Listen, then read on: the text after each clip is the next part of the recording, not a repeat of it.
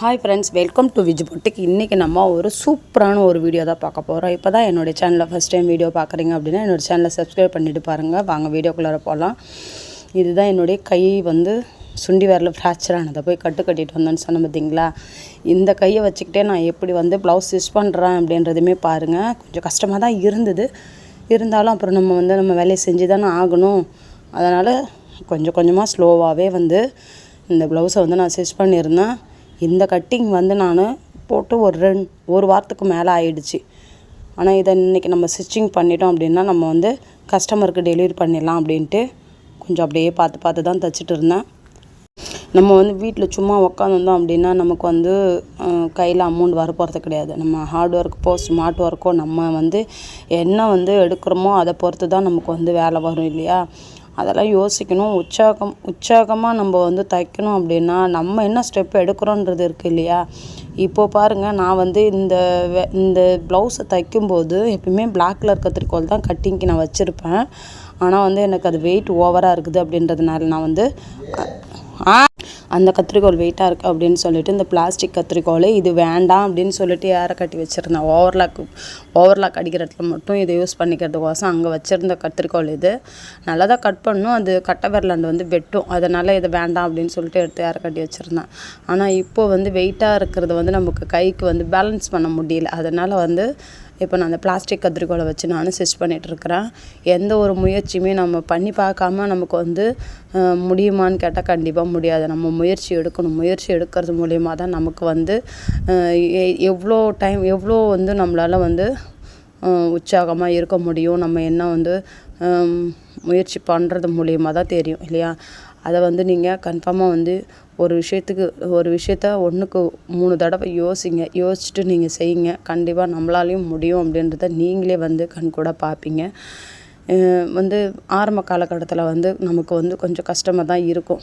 ஏன்னா எனக்கு இது புதுசு கிடையாது. நான் நிறையா வாட்டி உடம்புக்கு பிரச்சனையிலையுமே உடம்பு முடியாமல் அந்த மாதிரி பிரச்சனையிலையுமே நான் ப்ளவுஸ் ஸ்டிச் பண்ணியிருக்கிறேன். அப்போ அதெல்லாம் என்னால் முடியுதுன்னும் போது இது எனக்கு ஒரு துச்சிப்பி தான் இல்லைங்களா. நான் எத்தனையோ வாட்டி ஃபீவர் வந்தப்போ கூட டேப்லெட் போட்டுக்கிட்டு அப்புறம் மிஷினில் உட்காந்து ஸ்டிச் பண்ணதெல்லாம் நிறைய காலம் உண்டு. அதெல்லாம் எதனால் அப்படின்னாக்கா நம்ம எந்த அளவுக்கு நமக்கான முக்கியத்துவத்தை கொஞ்சம் இருக்கட்டும். ஏன்னா நம்ம முக்கியத்துவமும் இருக்குது இதில். அதனால் அதையுமே பார்க்கணும். இல்லை ப்ளஸ் நம்மளும் நம்மளுடைய வருமானத்தையும் பார்க்கணும். ஏன்னா இது நம்ம கம்பெனிக்கு போகிறோம், காலையில் போகிறோம், ஈவினிங் வரோன்னா அது வேறு. ஆனால் நம்ம இந்த ஃபீல்டில் தேர்ந்தெடுத்துட்டோம் அப்படின்னாக்கா நமக்கு உடம்பு சரியில்லை அப்படின்னு நம்ம கஸ்டமர்கிட்ட சொன்னால் அவங்க நான் எப்பயோ கொடுத்தேன், நீங்கள் இப்போ தான் உடம்பு சரியில்லைன்றீங்க, எனக்கு ப்ளவுஸ் இன்றைக்கி வேணுமே, நான் என்ன பண்ணுறது, நான் ஒரு மேரேஜுக்கு போகணும், நான் இன்றைக்கி வெளில போகிறேன் அப்படின்ற மாதிரி கேட்பாங்க இல்லையா. அந்த மாதிரி இருக்கிற இடத்துல அவங்களுமே ப்ளவுஸ் கேட்ட நேரத்துக்கு நம்ம கொடுத்தா மட்டும்தான் நம்மக்கிட்ட கஸ்டமர் திரும்ப நம்மக்கிட்ட வருவாங்க. நமக்கு உடம்பு சரியில்லை, நமக்கு உடம்பு முடியல அப்படின்ட்டு நம்ம கொஞ்சம் நம்ம லோன்லியாக ஃபீல் பண்ணோம் அப்படின்னா கண்டிப்பாக நம்மளால் அந்த கஸ்டமருக்கு துணி கொடுக்க முடியாது. அப்போது நம்ம கஸ்டமருக்கு மத்தியில் நமக்கு வேலை கொஞ்சம் கம்மியாகும். அதனால் நம்ம முடிஞ்ச வரைக்கும் நம்மளால் முடியாது அப்படின்ற மாதிரி இல்லாமல் நம்மளால் எவ்வளோ முடியுமோ அவ்வளோவும் நம்ம செய்யறதுக்கு நம்ம ஸ்டெப் எடுக்கணும் கண்டிப்பாக. ஏன்னா இன்றைக்கி இருக்கிற காலகட்டத்தில் இன்றைக்கி வீட்டுக்கு ஒரு டைலராக இருக்கிறாங்க. அப்போ அந்த டைலராக இருக்கும்போது அவங்களுக்கு கஸ்டமர் எங்கே ஒன்றாலும், அதாவது பக்கத்துலேயே கம்மி ரேட்டுக்கு வீட்டில் இருந்து தைக்கிறவங்களும் தைப்பாங்க இல்லையா. அப்போது அவங்கக்கிட்ட கொடுக்கறதுக்கும் நிறையா வாய்ப்பு இருக்குது. அப்போது நமக்கு ஒரு கஸ்டமராக இருந்தாலுமே அந்த கஸ்டமரை எந்த அளவுக்கு நம்ம தக்க வச்சுக்கணுன்றது நம்ம கையில் தான் இருக்குது இல்லையா. நம்ம எவ்வளோ ஹார்ட் ஒர்க் பண்ணுறோம், எவ்வளோ ஸ்மார்ட் ஒர்க் பண்ணுறோன்றது நம்ம கையில் தான் இருக்குது. இப்போது எனக்கு இந்த கை சரியில்லாதப்பயே நான் இன்றைக்கி ஒரு நாளைக்கு ஒரு 4-5 ப்ளவுஸ் எப்படியாச்சும் ஸ்டிச் பண்ணிடுறேன். உட்காந்தாவது எப்படியாச்சும் ஸ்டிச் பண்ணிடுறேன். கொஞ்சம் ரெஸ்ட் கொடுத்து சும்மா இருந்தோம் அப்படின்னா இப்போது ஒரு 4 ப்ளவுஸ் அப்படின்னு பார்க்கும்போது பாருங்கள், ஒரு 4 ப்ளவுஸ்னால் ஒரு ப்ளவுஸ் 220 ரூபா, 4 ப்ளவுஸ் அதே ஒரு 800-900 கிட்ட வந்துடுது இல்லைங்களா ஒரு நாளைக்கு. அதுவே அப்புறம் லைனிங் நம்ம போடுறோம், ஓவர்லாக் அடிக்கிறோம், புடவை ஓவர் அடிக்கிறோம், அப்படி இப்படின்னு பார்த்தா ஒரு நாளைக்கு ஒரு 1000 ரூபாய் என்னால் சம்பாதிக்க முடியுது. இந்த கை சரியில்லாதப்பையும் நான் அந்த அளவுக்கு ஹார்ட் ஒர்க் பண்ணுறேன். கண்டிப்பாக எனக்கு நானே தான் மோட்டிவேஷன் ஆகிக்கிறேன். எனக்கு யாரும் மோட்டிவேஷன் கொடுக்கல. யாராவது ஒரு விஷயத்தை இப்போ நீங்கள் இந்த டைலரிங் ஃபீல்டை தேர்ந்தெடுக்கிறீங்க, நீங்கள் வந்து வீட்டில் இருந்துகிட்டே ப்ளவுஸ் ஸ்டிச் பண்ணுறீங்க. அப்போ நம்ம என்ன பண்ணலாம் அப்படின்னு பார்க்கும்போது, நீங்கள் வந்து உங்களுடைய வருமானம் வந்து எந்த அளவுக்கு வந்து யூஸ்ஃபுல்லு அப்படின்றத நீங்கள் தான் வந்து ஃபஸ்ட்டு நிர்ணயிக்கணும். நிர்ணயிக்கும்போது தான் அது வந்து உங்களுக்கு அதில் ஒரு உற்சாகமோ ஒரு தெளிவோ வந்து உங்களுக்கு வரும். கண்டிப்பாக வந்து நீங்கள் வந்து நார்மலாக வந்து நான் வந்து ஒரு நாளைக்கு ஒரு ப்ளவுஸ் 2 ப்ளவுஸ் ஸ்டிச் பண்ணால் போதும் அப்படின்ற மாதிரி நினைக்காம, இன்றைக்கி நான் இவ்வளோ சம்பாதிக்கணும், அது என் குடும்பத்துக்கு இந்த விஷயத்துக்கு யூஸ் ஆகும், எனக்கு இந்த வாரம் எனக்கு என் பசங்களுக்கு ஸ்கூல் ஃபீஸ் கட்டணும், எனக்கு இந்த வாரம் வந்து வீட்டு வாடகை கொடுக்கணும், எனக்கு இந்த வாரம் வந்து எனக்கு வந்து நகை கட்டிட்டு வரேன், அப்போது அந்த அமௌண்ட் வந்து நகம் பேரில் நம்ம கட்டுவோம் பார்த்திங்களா, அது மாதிரி அதுவுமே வந்து நம்ம அதுக்கு தனியாக ஒதுக்கி வைக்கலாம். இல்லை உங்களுக்கு பர்சனலாக உங்களுக்கு ஏதாவது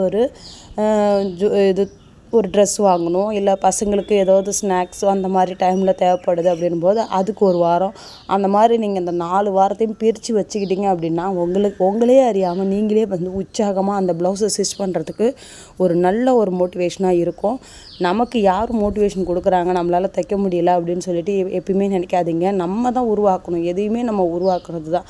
இன்றைக்கி நம்ம லைஃப்பில் நம்ம வந்து மேரேஜ் ஆகி வரோம், மேரேஜ் ஆனவுடனே நமக்கு வந்து எல்லாமே வந்து சொல்லி கொடுக்குறாங்களா? இல்லை, நம்ம லைஃபுக்கு வந்தவொடனே நம்மளே யோசிக்கிறோம், நம்ம குடும்பத்துக்கு நம்ம ஃபேமிலிக்கு இத்தனை பேர் இருக்கிறோம், இதுக்கு நம்ம இந்த மாதிரி நம்ம வழி நடத்திக்கிட்டு வந்தோம் அப்படின்னா நமக்கு வந்து இது ரொம்ப யூஸ்ஃபுல்லாக இருக்கும், இது சேவிங்காக இருக்கும், இது நமக்கு போதுமானதாக இருக்கும். நம்ம இப்போ உதாரணத்துக்கு இப்போ ஒரு 2 பேர் இருக்காங்க, அந்த 2 பேருக்கு எவ்வளோ சாப்பாடு சமைக்கணுன்றது உங்களுக்கு தெரியும் இல்லையா?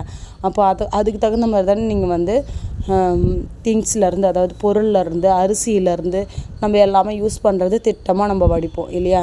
அப்போ அதெல்லாம் நம்மளால் வந்து நம்ம ஃபேமிலிக்கு இவ்வளோ தான் ஆகும் அப்படின்னு நம்ம தெரிஞ்சுக்கிற நம்மளால் வந்து இன்றைக்கி ஒருத்தர் வருமானம் பத்தாது, நமக்கும் 10 ரூபா நம்ம சம்பாதிக்கணும், நம்மளுடைய வருமானம் நம்ம குடும்பத்துக்கு எந்த அளவுக்கு யூஸ்ஃபுல்லாக இருக்கும் அப்படின்றதுமே நீங்கள் யோசிச்சுட்டு நீங்கள் ஒரு பிளான் பண்ணிங்க அப்படின்னா கண்டிப்பாக நீங்களுமே வந்து ஒரு நாளைக்கு 1000 ரூபாயிலேருந்து 500 ரூபா வரைக்கும் நீங்கள் சம்பாதிக்கலாம்.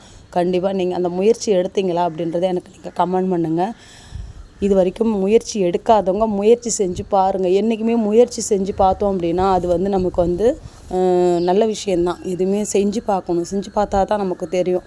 நம்மளால் முடியாது அப்படின்னு நினச்சிக்கிட்டே இருந்தோம் அப்படின்னா கண்டிப்பாக நம்மளால் முடியாது. அப்போ நம்ம அதுக்கு என்ன ஸ்டெப் எடுத்தோம், நம்ம அதுக்கு என்ன முயற்சி போட்டோம், அதுக்கு நாம் என்ன வந்து முதலீடு கொடுத்தோம் அப்படின்றது இருக்குது இல்லையா? அது வழியாக தான் நமக்கு வந்து என்ன பண்ணலாம், எப்படி நம்ம வந்து அதில் வந்து சக்ஸஸ் ஆகலாம் அப்படின்றது நமக்கே புரியும். எதுவுமே செய்யாமல் என்னால் முடியாது, இது வந்து வாய்ப்பே இல்லை அப்படின்னு நினைக்கக்கூடாது. இன்றைக்கும் என்னை எவ்வளோ பேர் கேட்குறாங்க, கை இப்படி இருக்குது, நீ ஏன்பா வந்து தைக்கிற அப்படின்னு சொல்லிட்டு. எனக்கு தெரியுது நான் என்ன பண்ணணும் அப்படின்றது. ஏன்னா எனக்கோசம் தான் பேசுகிறாங்க. ஆனால் நான் ரொம்ப ஸ்ட்ரெயின் பண்ணுறேனான்னு கேட்டால் கண்டிப்பாக கிடையாது. நான் ஸ்ட்ரெயின் பண்ணாமல் தான் தைச்சிட்ருக்கிறேன்.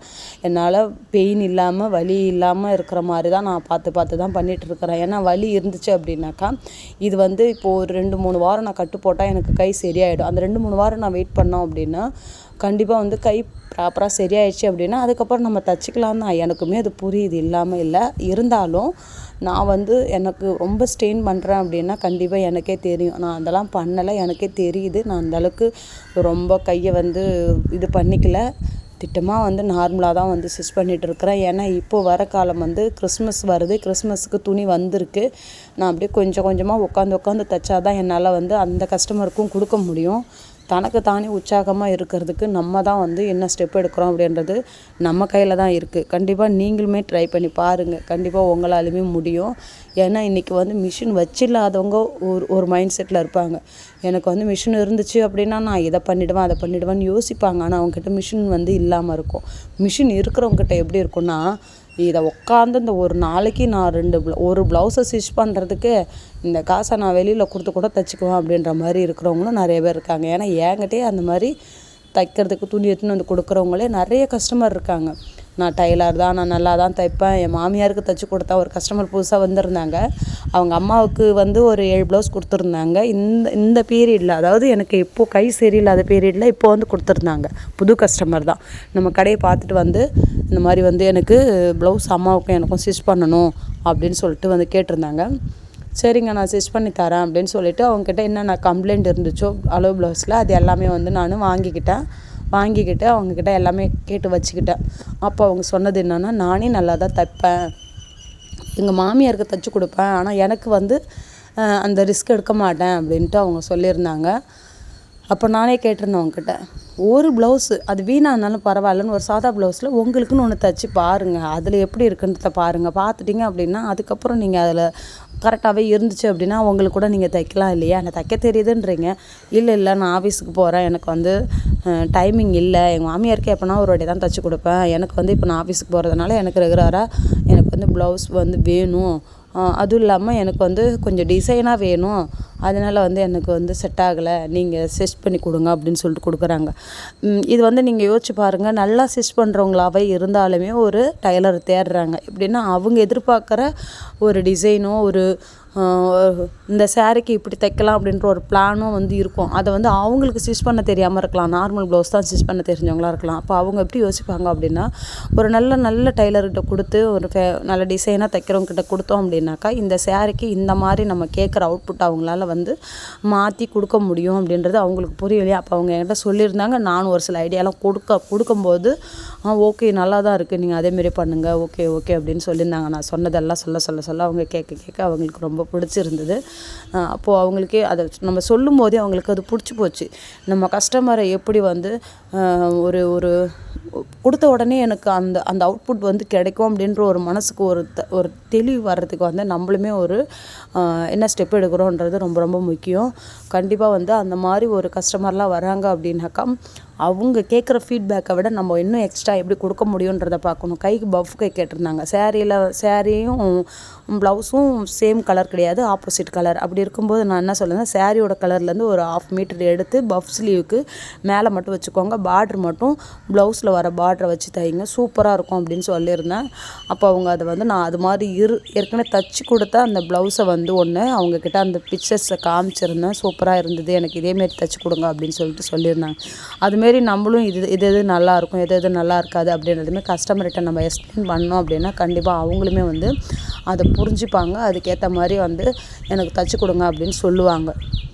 இந்த வீடியோவை பார்த்ததுக்கப்புறம் நீங்கள் என்னென்னலாம் பண்ண போகிறீங்க, உங்கள் டைலரிங்கில் நீங்கள் என்னென்னலாம் வந்து மாற்றிக்க போகிறீங்க, இந்த விஷயத்த செஞ்சோம் அப்படின்னா நமக்கு வந்து இதில் வந்து கொஞ்சம் பெனிஃபிட் இருக்குது அப்படின்றத யோசித்து நீங்கள் என்ன நல்லா செய்ய போகிறீங்க அப்படின்றதுமே வந்து ட்ரை பண்ணி பார்த்துட்டு எனக்கு நீங்கள் கமெண்ட் பண்ணுங்கள். இந்த வீடியோ சொன்னதெல்லாம் உங்களுக்கு பிடிச்சிருக்கு அப்படின்னா லைக் பண்ணுங்கள், ஷேர் பண்ணுங்கள், கமெண்ட் பண்ணுங்கள். உங்கள் வீட்டாண்ட யாருன்னா தையல் தொழில் பழகுறாங்க அப்படின்னா அவங்களுக்குமே இந்த வீடியோவை ஷேர் பண்ணி விடுங்க.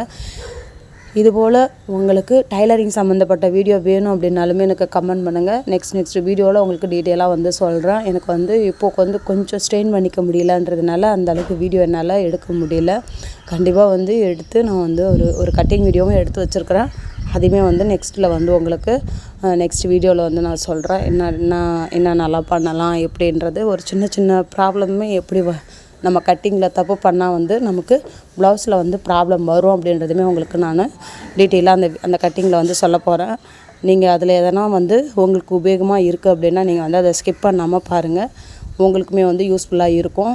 இப்போ பாருங்கள், உங்கள்கிட்ட பேசிக்கிட்டே வந்து நமக்கு கட் பாடியில் வந்து எப்படி நம்ம ஸ்டிச் பண்ணுறது அப்படின்றதுமே டீட்டெயிலாக பார்த்துருப்பீங்க. ஃபுல்லாக இப்போ நமக்கு முடிஞ்சிடுச்சு. இப்போ வந்து அப்படியே நம்ம வந்து லாஸ்ட்டில் வந்து அந்த இடுப்பு பக்கம் வந்து ஃபினிஷ் பண்ணிட்டோம் அப்படின்னா முடிஞ்சிடும். இதுபோல் ப்ளவுஸில் வந்து கட்டிங் பற்றி இல்லை ஸ்டிச்சிங் பற்றி ஏதேனும் ஒரு டவுட் இருந்துச்சு அப்படின்னா கண்டிப்பாக எனக்கு வந்து கமெண்ட் பண்ணுங்கள். உங்களுக்கு நெக்ஸ்ட் வீடியோவில் வந்து நான் வந்து ரிப்ளை பண்ணுறேன்.